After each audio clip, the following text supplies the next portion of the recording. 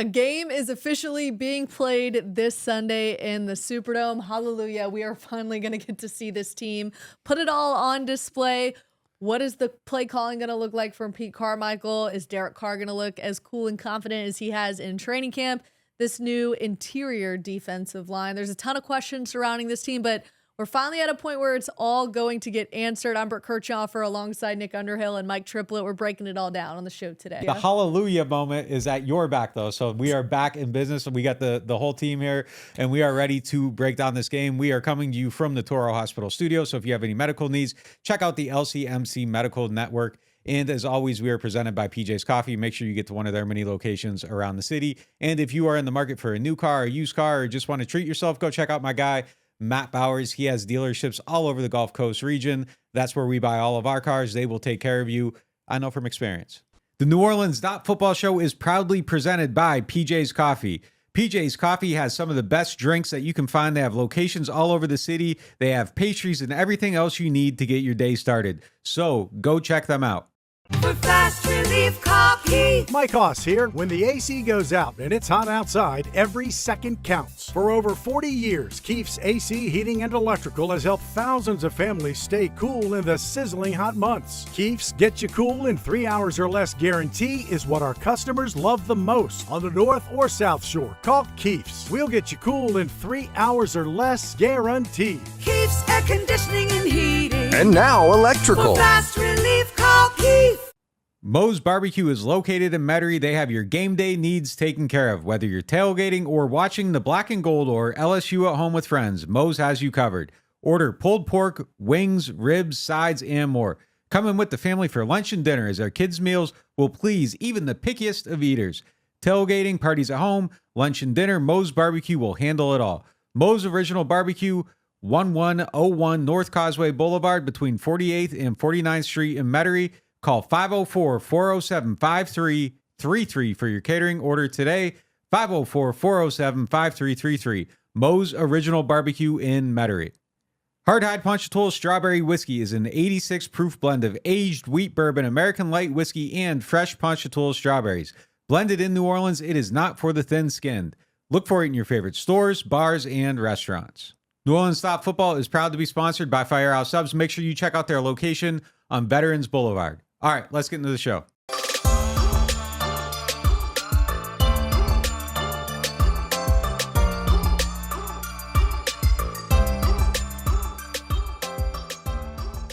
Let's get into our lead topic presented by Friend and Company Fine Jewelers. Go check out their engagement salon. And while you're there, ask them about their fleur-de-lis earrings and necklace that I have on now. They were specially priced for our NOF audience. All right, it's finally week one. Titans at Saints in the Superdome. We finally have a game to talk about. Saints have a new quarterback in Derek Carr, a revamped defensive line. Right now, they are heading into the week as a 3-point favorite in the Dome, which I think I agree with right now. But where do you guys placing this game as far as bets wise? Who do you got? Saints, Titans? I'm not actually betting $1 on this game. I mean, I'm going to pick the Saints to beat the Titans, but week one is the wonkiest week in the league. You hate to be in a survivor pool this week. And I just think these two teams are right in that same cloud. I mean, the Titans, 2 years ago, they were the number one seed in the AFC. They built their team similar. They're still going for it. They kept their veterans. They traded for DeAndre Hopkins. They had a down year last year. They're trying to rebuild it now, revive their run game. I mean, I think these are two teams in a very similar boat. And I have, really no idea what direction their season is going to turn, that I would give the whole 3 points. But obviously that's what you give the home team. I think the Saints should win. But I don't think this is a freebie right out of the gates by any stretch of the imagination. Yeah, definitely not a freebie, but I do like the Saints in this game. I think they're favored for a reason to win. So I like the matchup for them too. I don't know. Like, if they can stop the run in this game, I think a lot of things fall into place really quickly. I like the Saints secondary against their weapons. Tennessee kind of even feels a little bit more in transition, which is a little weird to say because the Saints are in complete transition with a new quarterback and everything. But, I think Tennessee's done a good job plugging their holes. I like their makeup, their build. I think people forget that they were 7-3 last year before their quarterback went down too. So, yeah, by no means is it a freebie, but I think if the Saints are going to be the team that we think they're going to be, like, these are the games they have to win. And I don't think they can squander a home game in September either. It's a tough month for them, the way things are kind of set up. You got a couple road games early on. If they lose this one, like I'm a little bit worried about how the whole month goes and then where you're sitting at, going into October. So they got to win. I watched them practice this whole summer. I liked everything they did in camp. I like how the momentum they built. If I sat here and said that I am doubting them, like my last month of coverage is completely phony, and it's not. I believe in everything I said. So I think they should go in and win this game. They should have that expectation. And I think if they lose, I'm going to be sitting here next week on Monday saying it was a disappointment that they lost the game. I agree with where the line is at, but I'm not overly confident that the Saints, I'm not going to go into this and be like, the Saints are a sure favorite. They're going to knock the brakes off of the Tennessee Titans because both teams finished 7-10 last year. Of course, as you mentioned, Tennessee was without Ryan Tannehill for a stretch after going 7-3.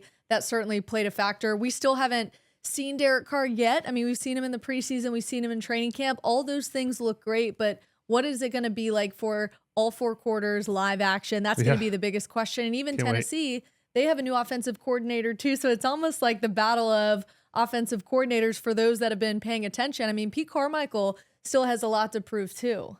Yeah, Tim Kelly's kind of fascinating to me a little bit. He was there before, so it's not like a completely new offense. I was looking at some of the stuff that Tennessee does on offense, and I was absolutely shocked to see. Like, I think if I sat here and said, like, where do you think they rank in play action across the NFL, given the identity of their offense, we all probably would have guessed, like, top 10. Like, they are bottom 3rd in the league in that. Like, which is shocking to me. So they don't even, they just run. They don't, they throw so little that they can't even do play action passes. But not to set up off it is insane to me. Exactly. Just like you are that good at that. That's your identity. Everything you should be doing and should be trying to draw the safeties down and then setting up these deep shots. Maybe that's something that he's going to do a little bit better. But, I do think that there's an element of surprise going into this game because you do have somebody new kind of running things a little bit. And maybe you get caught by surprise just, here and there on a couple things. And that could be game changing a little bit, but I'm going to be fascinated to see how they kind of incorporate everything and if they do become more of a play action heavy team. Week 2, they play the Carolina Panthers. The Saints play the Carolina Panthers, and I'm a little more worried about that matchup in the sense of Carolina's a rebuilding team, and the Saints need to be more advanced than them. I was just more speaking to, I think them and the Titans are in the same level, and that's what the NFL is about, is a lot of teams in the same level. And I've said this 2 or 3 times now, and we're going to overrate how important run defense against Tennessee's run game is. But it's also a game I hate to see the Saints play in week 1. They changed some things about their run defense. Tackling is never that great in week 1. So to get tested like this in week 1, I think it's a challenge. Like I said, I'm going to pick the Saints to win. I'm just as confident in everything we saw about the Saints. But I just think Tennessee is one of those teams, like if you went out on the street and you said, all right, name every NFL team, people might get to like 29 or 30 before they get to the Titans. They're this forgotten team, but it's a real test in week 1. I don't know that we are going to overrate the run defense. So I really do think that is paramount in this game. It's such an obvious storyline that you almost don't want to like beat it into the ground a little bit. But if they stop the run, Marshon's going to stop DeAndre Hopkins. Now all you got to do is stop Trey Burks. Like I think things just kind of you cut the head off like so quickly if you are good against the run. And they were so bad against the run that this is the story. Like their whole offseason was building a team that could stop Derek Henry basically. And you went out, you got Colin Saunders, you got Nathan Shepard, who's supposed to be a good run defender. You rebuilt your defensive line. Like this is what you need to do. And if you can't do it, like you said, though, it's week 1. And this is the worst time you could probably play this team because the tackling is so bad. It might tilt in their favor based on what I've seen with this revamped offensive line in Tennessee. They are only bringing back one guy who is sliding from left guard to center. And then you mentioned Treylon Burks. He's questionable, most likely. Of course, the injury report comes out this Wednesday, which we're going to be looking for a couple of guys on the Saints. We'll get to that later on in the show. But one of their wide receivers is most likely going to be questionable. And then the offensive line. I like that this is week 1 because it is a good benchmark for the run defense, because I think the Saints will have an opportunity to take advantage of a new offensive line. But when it comes to Derek Henry, if you take off one play, that could be the one play that he just busts down the field. Well, I know we're going to get into this as the show continues, but the thing about the Saints run defense is they didn't just change the personnel, they changed sort of like the philosophy, approach and the philosophy, which is to be more attacking, which I like, and it's going to be an aggressive defensive line and more athletic defensive line. But to do that and to have guys like Brian Brzee and a slimmer Malcolm Roach and Peyton Turner out there being part of the mix, you've got to be disciplined too. It just takes, if you're attacking and not kind of sitting back, it just takes one guy to leave a gap open and they're going to make you pay for it. So it's also a time to be disciplined and perfect, which is another hard thing to ask a team to be in week one. Yeah, we'll see how I like the attacking as far as pass rushing and getting lighter guys so that you can attack the quarterback more. But like attacking the run, I don't. It's scary. Yeah, I don't even like. Yeah, we'll see on that. And then you have Carl Granderson out there, who's not been a great run defender. Like their run defense was poor last year because their interior defensive line was poor. It wasn't because of the edge guys. The edge guys were poor at rushing the passer because they got too big. Because the quest to be great against the run became more important than like going after the quarterback. And now all of a sudden Marcus Davenport's 300 and some pounds and can't get off the line of scrimmage. So, but yeah, I don't. You can't attack like against the too much against the runner. You are going to be susceptible. That's something and then you're going to be out of position. Specifically said they wanted to do more though this year, but easier said than done. Sounds great in philosophy, but if everyone's attacking and one guy leaves a gap, then they punish you for it. I will say this though: we keep talking about the defensive line because the defensive line is a question mark. I like where Demario Davis and Pete Werner are at right now. We've talked about the depth at that position a lot this offseason, but those two guys entering the season healthy, that's a great asset to have against a team like this. We had a chance to talk to Colin Saunders today in the locker room, and he was the guy that he was the one that they mentioned is Demario Davis. If Demario Davis has a great game week one, they're going to be able to at least manage Derrick Henry. And this is somebody, Colin Saunders has faced Derrick Henry in the past. I think he's going to be helpful as far as getting the guys ready because this will be the first time that the Saints crazy. face Derrick I had to Henry. look that up when Dennis Allen said that, and I'm like, is that true? Yeah. Haven't they faced them 3 times in the last 7 years? And it was once Inactive, right before Henry came, and then twice Henry didn't play. Yeah. Yeah, it's hard to believe, but regardless, will be a good test. And as Colin Saunders mentioned, if Demario Davis has a great game, I think the Saints will be just fine in stopping the run. But there are some injuries on both sides of the ball. We did see Marshon Lattimore back in practice. He is limited. We did not see Traquan Smith, JT Gray, and Kendre Miller. Tried to push Dennis Allen to give us a little bit on Kendre Miller. I think it's telling when a coach like Dennis Allen, who's been so open about injuries, the fact that he completely shut us down a little bit and was like, I'm not giving you the information. You're going to see what it is on Wednesday, and it is what it is. Should it be a concern that Kendre Miller was not out there today and how Dennis reacted? Well, I think it's a concern that they went out and got like Tony Jones Jr., who has familiarity with the offense, because if you need to play somebody week one, he's probably much more ready to play week one than Ellis Merriweather was. So yeah, I think that their actions are telling us to be a little bit concerned about it. On Friday, I saw Kendre walking and he wasn't like dragging his leg, which I don't know what that means. You know what I mean? He looked like he was like he had a normal stride. Right. But what does that mean? Actually, like, there's a major difference between like walking and sprinting, but like at least it wasn't something where you're like, oh damn, like he's in real bad shape. So if he misses a game, it doesn't look like it's a massive situation. But I'm concerned about this week. We'll see on Wednesday. Even if he's out there Wednesday and he's limited, like that doesn't necessarily mean anything. So I'm officially worried about his status for this week because their roster moves tell me that it's something that they have circled. No, I wanted Kendre Miller to be a lot further along right now too. I mean, he missed so much offseason time. He really didn't end up missing much time with the knee injury that we were worried about this camp. But it feels like he's slightly behind. Like I think when around draft time, we thought they're going to be fine without Alvin Kamara because they're going to have Jamal Williams and Kendre Miller, this 1-2 punch. Now it feels like if you get a small cameo from Kendre Miller, that's the most you can almost hope for. And we go, I don't feel like these guys going to have like 15 touches in this game or anything like that. Even if he plays. He has such tantalizing talent too. That it's just kind of frustrating that he's not. He's just like had the summer that he's had. He's not going to be available potentially week one. It's a little bit frustrating. All right, we're going to look ahead in this next segment, and then we'll come back to the Marshon Lattimore questions, Michael Thomas, things like that. All right, money segment presented by Jefferson Financial Federal Credit Union. What are the top 3 things that we need to see be money for this team to win the 10 or 11 games they are hoping to win this season? I'll give one of the top 3 right off the bat. We need to see this Derek Carr wide receiver connection continue to move out of training camp and now into the season. It's something that we've spoken so highly about, specifically with Chris Olave. We didn't get to see it in the preseason games, unfortunately, with just the one drive with Derek Carr. Kind of enough to keep that optimism going there. But for me, it's okay. Traquan Smith is likely probably not going to be playing week 1. Michael Thomas is still working back to 100%. There's some injuries. Of course, Alvin Kamara is not going to be in because of that game suspension. Kendre Miller might not be available week 1. So it's all right. Like Chris Olave, Rashid Shaheed, who is also kind of coming back a little banged up. The wide receiver connection for me with Derek Carr and Chris Olave is going to have to be there. No, that's totally fair. And look, I feel great about where Chris Olave and Michael Thomas, and apparently it looks like Rashid Shaheed are going into week 1. I was a little nervous about that group when it started to get thinned out because of injuries, but I like that. Obviously, we like what we've seen with Juwan Johnson. Saw Jimmy Graham have that last game. I kind of like the pass catchers, but you're right. We need to see it to believe it.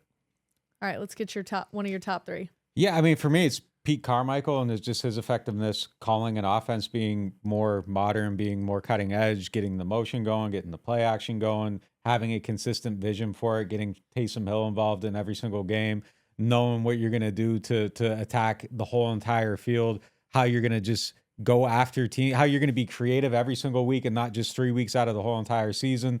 Just knowing what you're doing, having an identity, sticking to it.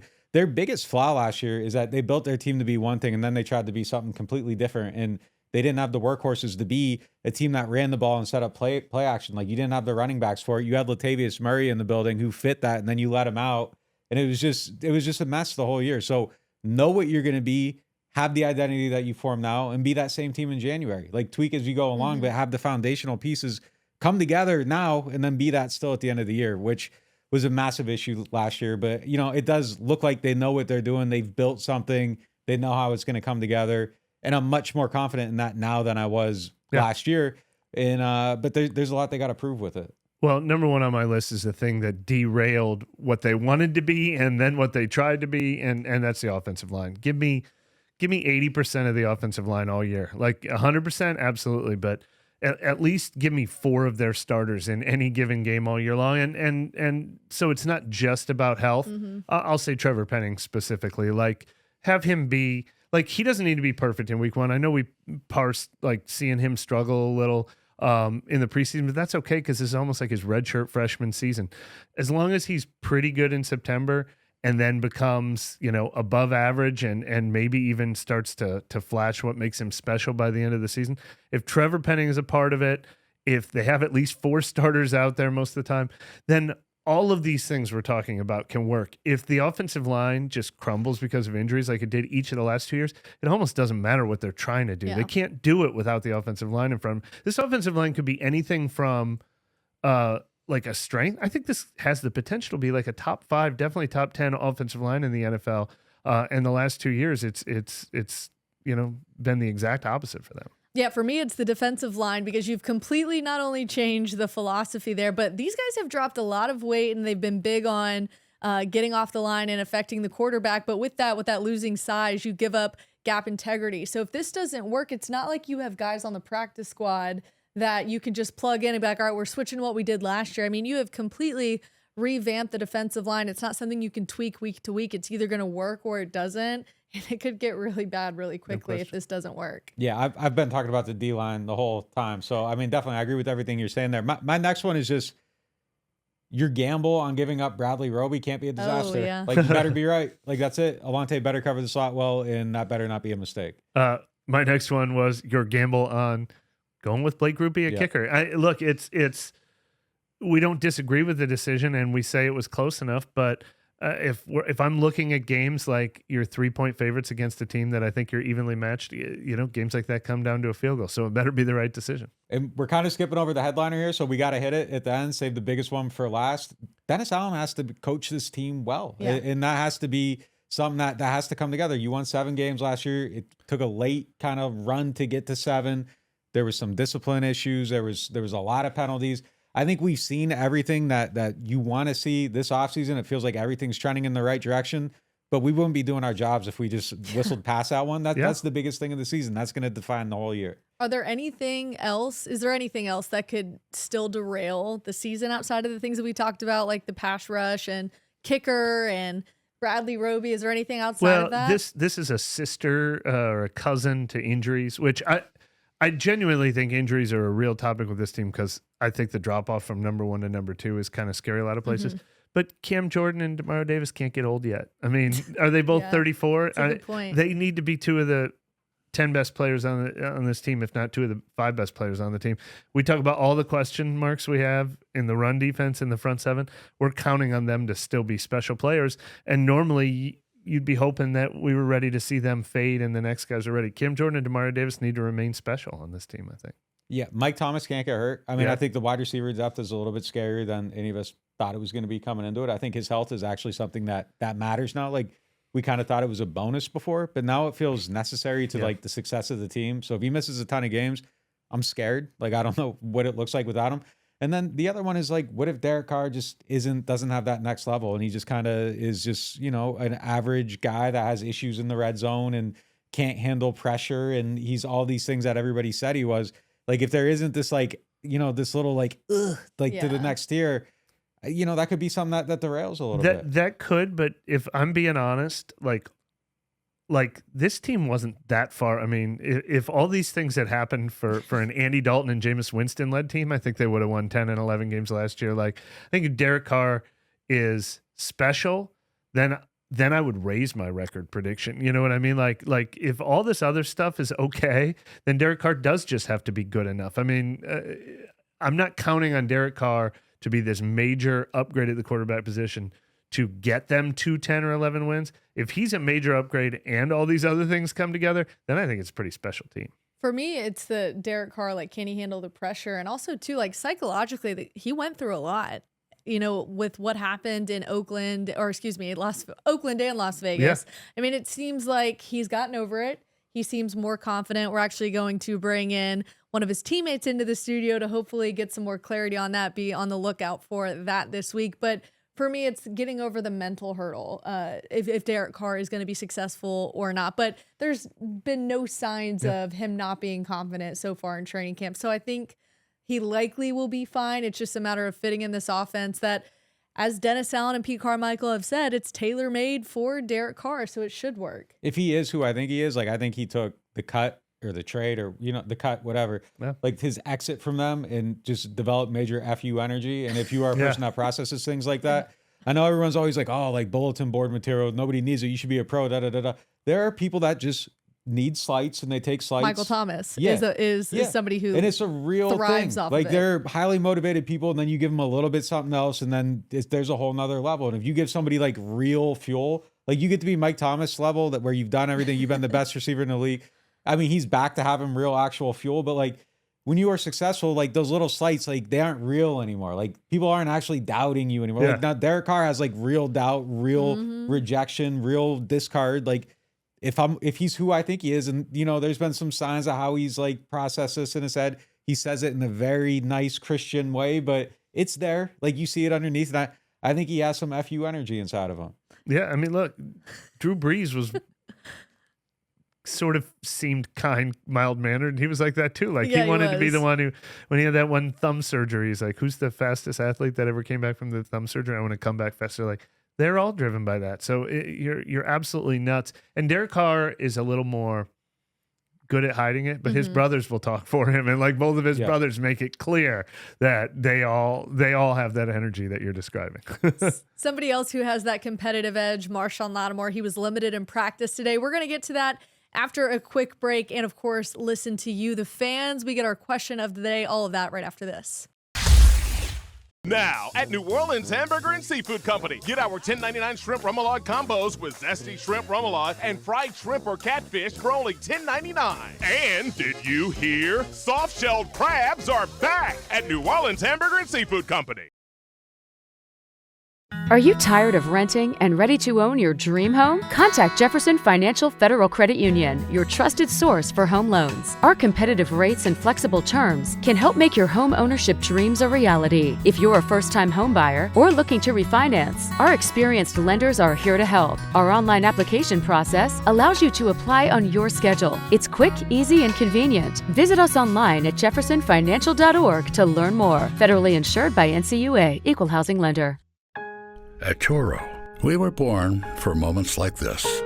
From bringing new bundles of joy into the world to delivering what new mothers need to stay healthy. Born to keep hearts beating strong and to keep seniors active and healthy for years to come. Because at Turo, we deliver more than babies. From heart care to cancer care and newborns to seniors, at Turo, we're born to care. Martin Wine and Spirits is home to a selection of hand-picked barrel select bourbon, whiskeys, and much, much more.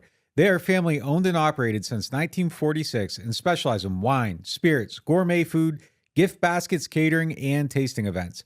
They have many locations, so they're never too far away. You can check them out in Metairie, New Orleans, Mandeville, and Baton Rouge, or if it's more convenient, you can always shop online. Whether you're a wine novice or a seasoned collector, you'll enjoy the Martin Wine and Spirit experience.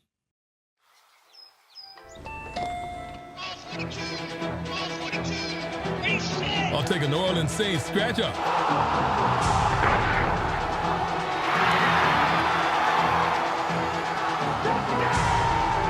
Play New Orleans Saints from the lottery. Just scratch, fold, and punch your way to winnings. Punch your ticket with New Orleans Saints. Win up to $100,000. Enter our second chance drawings, giving you a season to smile.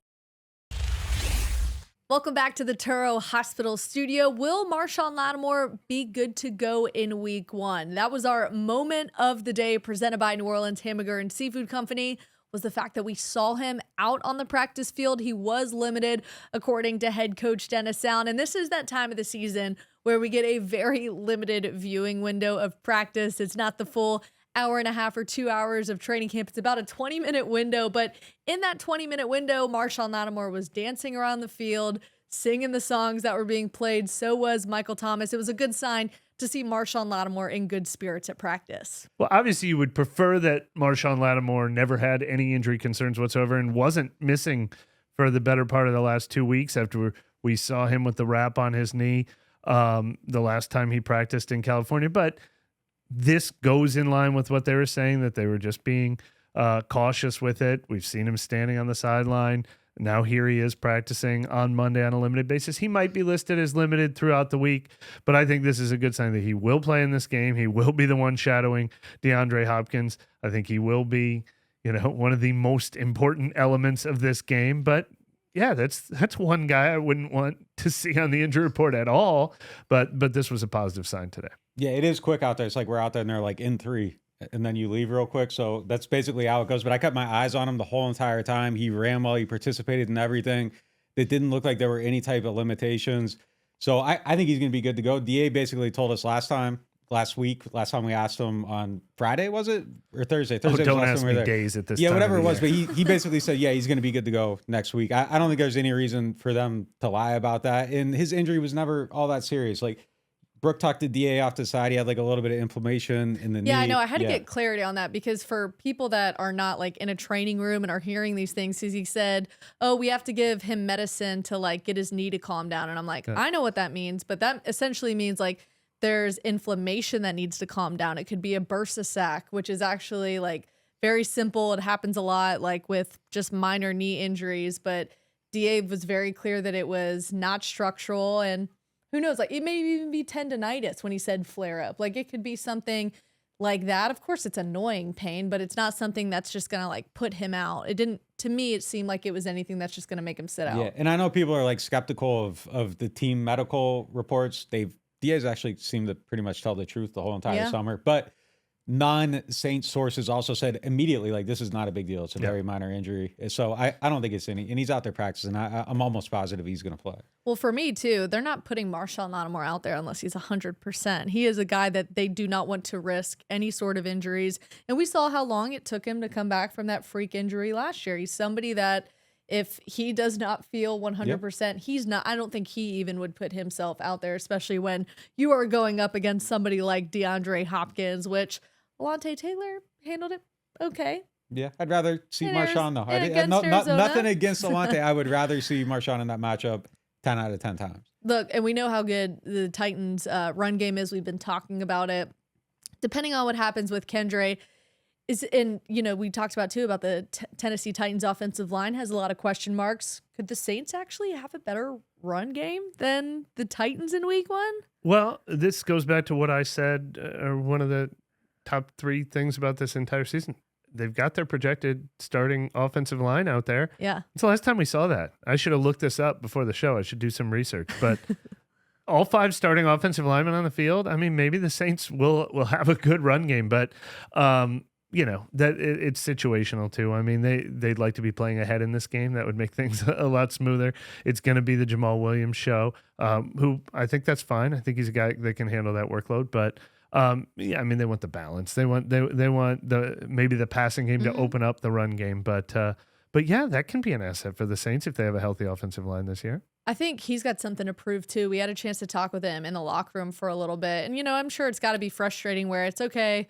We've established to him that Alvin's out, so we're going to come talk to you and say you're pretty much the number 2 behind Alvin Kamara, and are you comfortable with the weight of that? Are you comfortable being running back number 1? And he was a little frustrated, but if you're a guy who's competitive and wants to prove that he deserves the snaps to be the number 1 running back on a team, like it was almost kind of a good sign to see that competitive edge. But he might be somebody that busts through for the Saints that has something to prove. We're talking week 1 here. Yeah. Yeah, I don't know. Well, they got a lot to prove to me. You got no Kendra, no Alvin, probably. They got a lot to prove to me. Just Jamal Williams, though, looking at just what he's capable of. Yeah, he's got a lot to prove to me. Yeah. Like, he does. He had a good season last year. I got to see it. Like, you're missing your top guy, your top, the top prospect. I mean, the run game has a lot they're going to have to prove to me. Is this thing on? Yeah. They have Taysom Hill in this game. Yeah. 6 yards a carry. Go ahead and give him 10 carries in this game. Sure. Yeah. Hey, they said they wanted to utilize him more.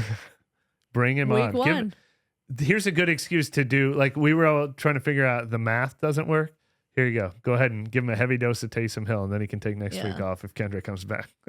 Before we get to our question of the day, Brandon and I actually had a chance to go talk to Alontae Taylor as well. And you wrote that article about him recently. We've been talking about him all training camp. Obviously, he's kind of like flipped things mentally, it seems like, in the last week that, all right, I'm going to be the slot corner. This is my role. But today we actually found out that he actually was DMing with Jalen Ramsey. Pretty good guy to be getting advice from. And Jalen Ramsey kind of gave him a vote of confidence. It was like, hey, man, like if that's what they want you to be, like go out there and be the best slot corner. That's got to be good to hear. Yeah, some interesting too, like him talking to Jalen Ramsey.